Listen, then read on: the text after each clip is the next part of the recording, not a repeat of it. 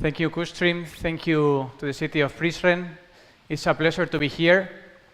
So my intention here is to share with you a project, a very powerful and inspirational project that we're putting together. A lot of people coming from very different backgrounds and nationalities called EMPATICA XR, with the mission to basically reconnect humanity through empathy using storytelling immersive reality technologies.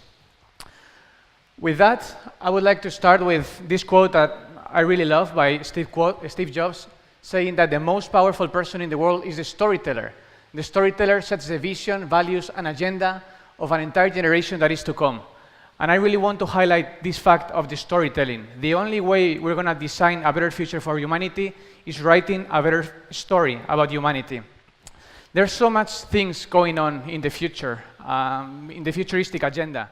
I don't know if you've read this book by Yuval Noah Harari, Homo Deus, but this is a very powerful book that is inspiring many silos in society. And basically, Yuval, what he says is that in the next years, humanity is going to be exposed to what he calls the Great Decoupling, which is that technology is going to be outsourcing so much of the activities that we do, human beings, and what's going to be left of us is basically our consciousness, our emotions, our sense of being, enjoying our existence, basically. And he also says that there's two main big objectives for the 21st century. One is going to be the defeat of aging, being able to redesign our bodies so we don't age, so we can live much longer, and also designing happiness, because there's so much psychology that can help us design happiness. I would say that the two quadrants on the left are meant for what some people say life extension technologies, but that's not enough, and there's many people who are afraid of these life extension technologies. There's not enough. What is it that is going to make us live longer if we don't find a why, a reason why? And that's exactly what we're working towards. The idea of complementing life extension technologies with life expansion technologies. How can we use technology to really hack our consciousness and design a better happiness? And the idea for using technology is simply because technology is a source that can make something scarce into abundant. It's that powerful thing that can help us design something that we can send to the world so everyone can consume. And we thought, what is the key technology that can correlate consciousness, our sense of being, our emotions, with designing, with the process of designing? And that was virtual reality. Virtual reality is a technology that many people say that is the ultimate technology, because in virtual reality, our consciousness is the medium. Our sense of self, when we enter into that medium, we transport ourselves to a completely different reality. And that's why it's so powerful. EMPATICA XR, the project that we're building together, could be summarized as the following. We are a collective of individuals designing what's called the world's first cinematic interactive game, to use these technologies, virtual reality and augmented reality, to extend happiness, to extend empathy and compassion in the physical space where you are based at the moment, and also in virtual space. And there's something that I would like to highlight, though, which is our intention is not create worlds, virtual worlds, so people can escape in them. But actually, as Anna Isnin said, like, the goal is that we don't want to escape into psychology, philosophy, and art, but we want to go there to restore our shattered selves into whole ones, which means we are only going to be using those stories to heal ourselves, to understand ourselves better, and to connect better with other human beings.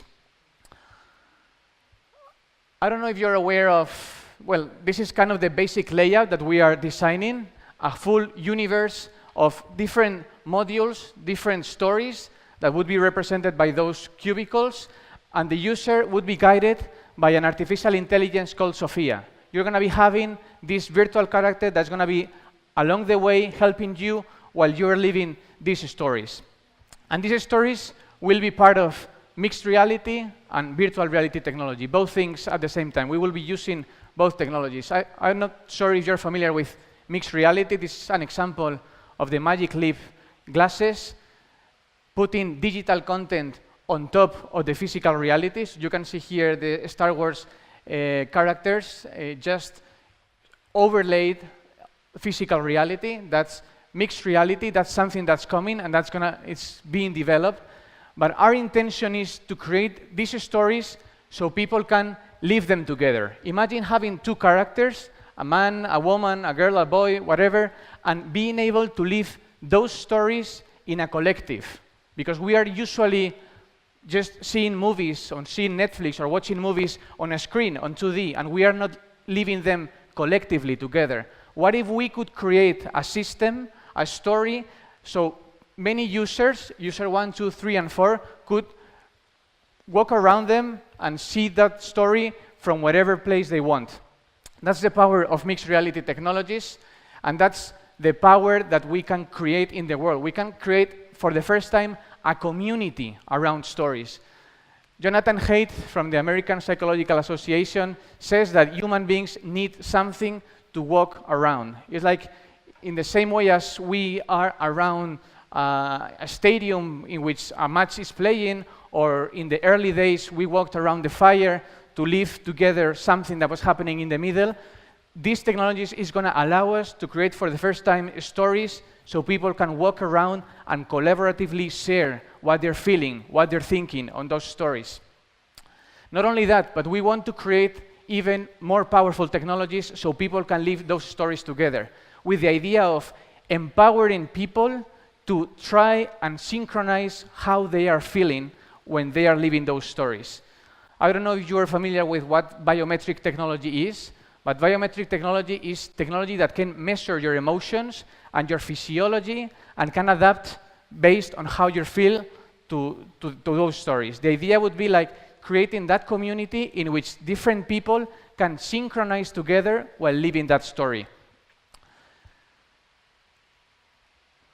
That would help us also play with the idea of reactive sounds. Sadly, I don't know why, but the sound is not sounding, but sound that generally is automatically created based on how you're feeling. So imagine you were feeling sad. What is it that you do when you feel sad, sometimes with music?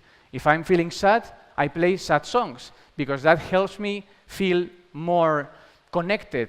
I think that, okay, there's someone who has felt sad as well, and that's why I'm feeling sad, and that's why I play sad songs. When I am super happy, when I'm super excited, I play upbeat songs. The idea would be to adapt the songs to how you're feeling based on the story that you're living. Not only that, but that's mixed reality. That's the ability to see what's going on in a story when people are watching that story together. What we are creating is also the ability to step up into the character's mind. So for the first time, no one has ever created this. You'll be able to embody a virtual avatar and become the avatar of the story you're living. So imagine if you had the ability to step from the community around the story and get inside one of those characters and become that character. So you could hear what that character is feeling, so you could see the inner voices that that character has. That's the ability of immersive reality technologies, that for the first time, the stories are going to be lived from the inside and also lived in a collective way. So you would say that you would be able to open up a portal and get inside that reality. This is an example. So that's the idea, being able to collaboratively share what's going on inside the story while living those virtual classes. I have here an example. We cannot fix the sound.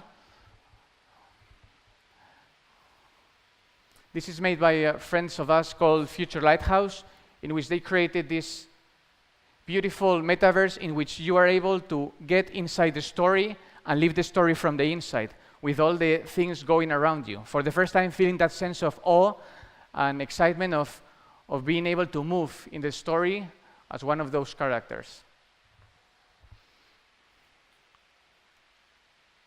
So I was sharing with you the idea of those different modules, those different stories that would be shared in physical space in which people could create a collective, a community around them to share what's going on, how they feel when they're seeing that story. We're not only stopping there. The idea is we are also designing the first AI that will help you and guide you along a personalized growth roadmap. So, for example, you would be exposed to Sophia, this character that is very humanly based. So Sophia gets to know you deeply, personally. Like whenever you are there, you would be able to talk to that person, and that person will be able to recommend you which story you should be living in order for you to develop as a human being. Imagine a person who's very extroverted and needs someone who tells him, you should be a bit more quiet, or a person who is very introverted and needs a push so you can grow as a person and be out there a bit more. Sophia would help you that. This is an example of reactive technology by our friends Studio Future, who are developing this, the idea of creating a character that adapts to you and synchronizes with you. So as I said, Sophia would be guiding you in that personalized growth roadmap of stories, so you could live those stories in a way that fits you, in a way that you understand and find interesting to live. We are designing also kind of a storyline that is based on psychology. So based on who you are and how you're feeling, you're living those stories in a sequence that would make sense for you to grow as a person. We are a very incredibly talented team of people, psychologists, technologists, people from immersive technologies, all different kind of backgrounds working towards this dream that we call EMPATICA XR, and that we think could revolutionize the way we interact, the way we connect with different people. If you're interested in knowing more about us, we were just recently published in the Future Human series in Medium. So I invite you, after my talk, if you are interested, to talk to me about it.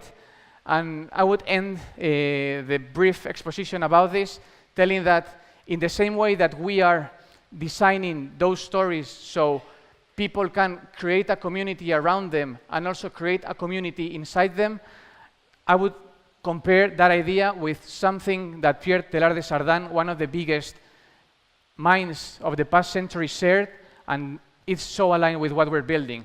Like, love is the internal, affectively apprehended aspect of the affinity which links and draws together the elements of the world. The idea of linking people together around stories.